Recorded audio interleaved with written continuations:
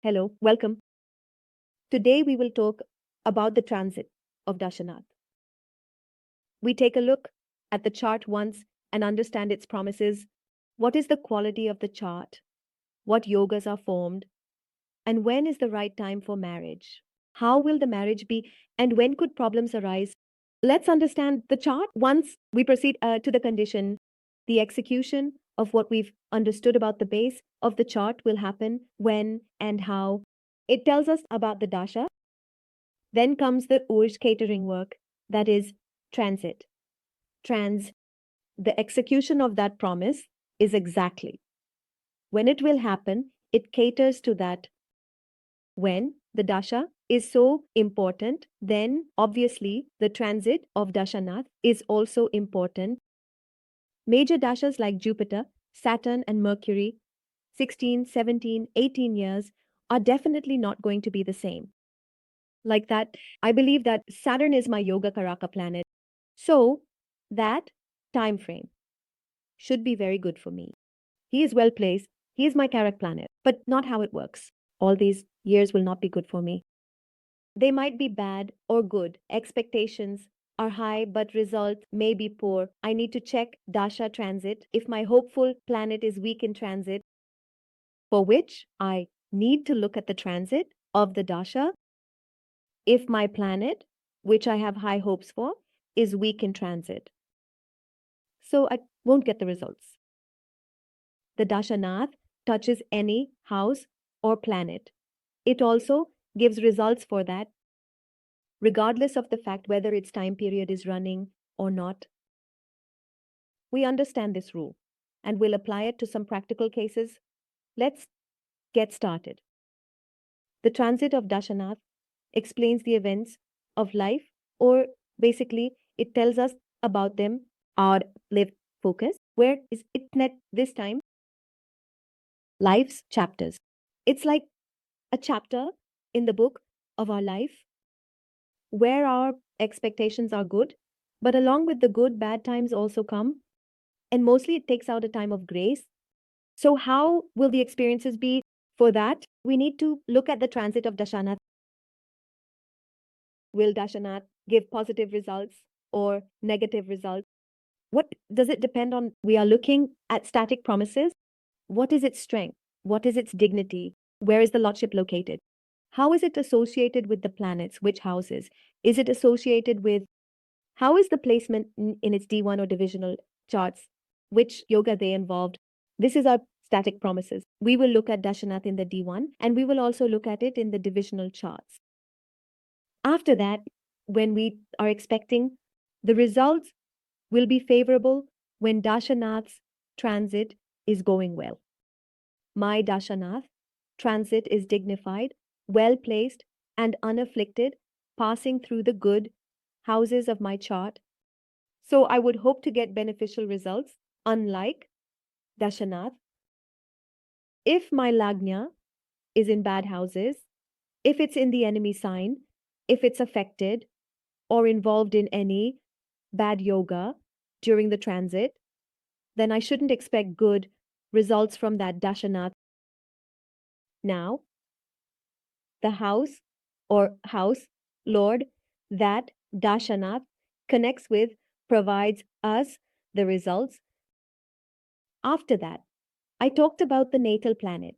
For example, let's say my Jupiter's dash is running and Jupiter is transiting through the fifth house from my Lagna, where Mercury is also present, it will activate Mercury's natural significance and lordship. Dashanath, planets activate their natural roles. Meeting natal ones is crucial. If Dashanath links with a planet, it relates to the natal chart. Dashanath connects with a planet, and if it relates to the natal chart, it's significant. If Dashanath is connecting with a planet during transit, and that planet also has a relationship with that panel in the natal chart, now things will get better. Once Dashanath activates the second house or house lords, then it is saying, I also have to do my work. How can it do its work? When it connects with the ascendant in transit or through the natal ascendant.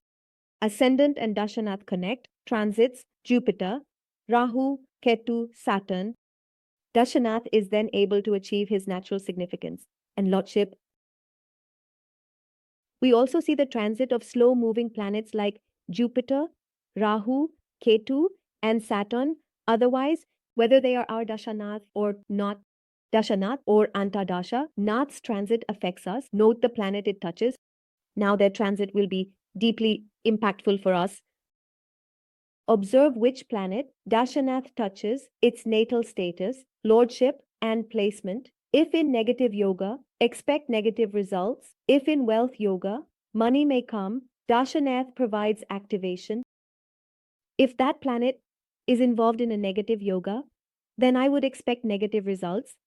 If it's involved in a wealth yoga, then I would have a probability of money coming in. So always see that the Dashanath is just providing activation. The type of activation happening is indicated by the natal chart. We talked about this when we are looking at the transit ascendant. The ascendant might be good, but the slow moving planet transit isn't favorable. External events are favorable, but there's an issue. This could mean that external events are favorable, but internally there is one unresolved issue, or while achieving that target, many difficulties arose. In the case of transits, we should never forget the houses. Any planet is transiting through a sign. We always need to keep an eye on the houses. How many points has this house or planet received? For example, Jupiter has just transited through Taurus, so any signs that are in Jupiter's trine, Jupiter directly aspects them, especially the 5th and 9th houses. However, any planet that comes into the trine of another planet also forms an association with it. In transit, there is also an association with the planet sitting in the houses and Capricorn. Let's understand the Dashanath trunk from an example chart. Their time period is running with Venus in Jupiter. Now, who is Venus for my ascendant? They are my wealth and profit. So, Jupiter is completely talking about my money matters. It's in the 3rd house. Jupiter influences family, gains, network, brothers, desires, activating my work record. I expect Jupiter to talk about family, gains, network circles, brothers, and desires because it activated my work record. Jupiter entered Taurus, linked to the planets in its trine. What do I need to look at? I noticed one that Jupiter has entered Taurus, and it has also made an association with the planets in its trine, Moon and Ketu. Our Dashanath, Moon is 6th lord. This means that whoever they touch is activating their natural significations and lordship. The Moon is the 6th lord. They are in the 8th house with Rahu and Ketu in access. The Moon rules the 4th house in the Kalpurush chart. As soon as Jupiter entered Taurus, they started having issues with chest pain. In the test, there is a burning sensation felt. Doctors say that they might also have issues with their lungs, which is the problem that is visible. If I talk about the start promises of the 4th house, my 4th lord is a watery planet. In the 6th part, there are 2 malefic planets. One of them is not even considered a friend, and it's not a good planet for the ascendant either. One, my static promise is also not good. And when my Dashanath activated the Moon, in transit, it activated the afflicted 6th lord, which is also afflicted in the chart. And in the Kalpurush chart, the Moon also rules our 4th house. Now, Jupiter is also associating with the ascendant lord.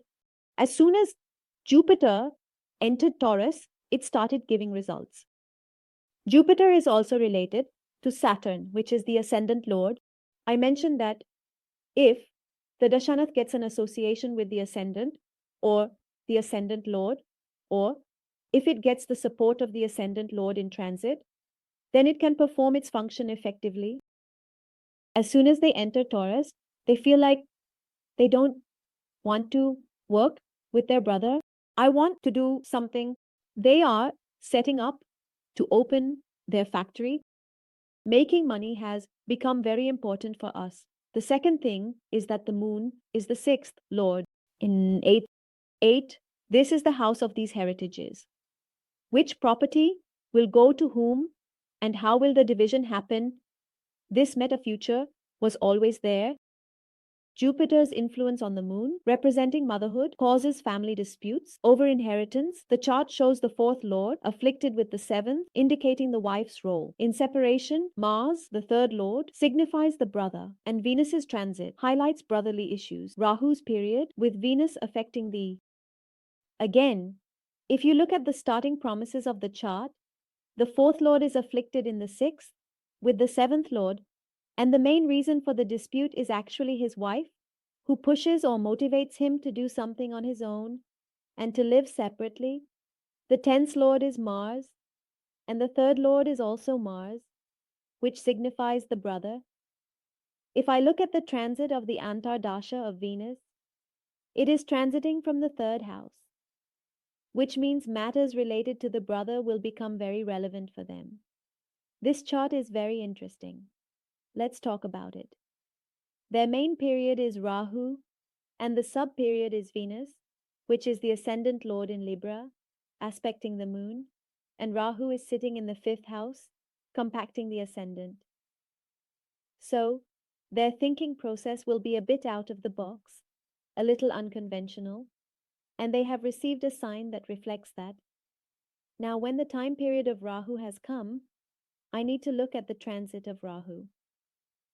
Rahu is currently transiting from the seventh lord, which is not considered very good as it is sitting in the sixth house. When Rahu activates them, it won't bring very positive energy at this time. In transit, my seventh is also transiting from the sixth house, where my 12th Lord Mercury is involved. The moon's arrival in the seventh house is not a good combination, and the activation of the sixth house in transit is showing some challenges. If I look at the Dasha of Venus, it is transiting from the seventh house, so during that time, the events of the seventh house, which do not promise very good outcomes in the chart, will be activated. I hope next time you look at any dasha, you will see how the transit catering services are going, where the Dasha Nath is coming from, and how you are feeling. It is important to note that the dasha we are in is either a significator planet or a non-significator planet. If it is a significator planet, its good placement touching the good yogas of the chart and being in good houses or good yogas in transit activates the probability of good events. Conversely, the fewer factories I get, the quality of events will become lighter or negative. I hope this small but very important principle of transit was helpful to you. Thank you so much.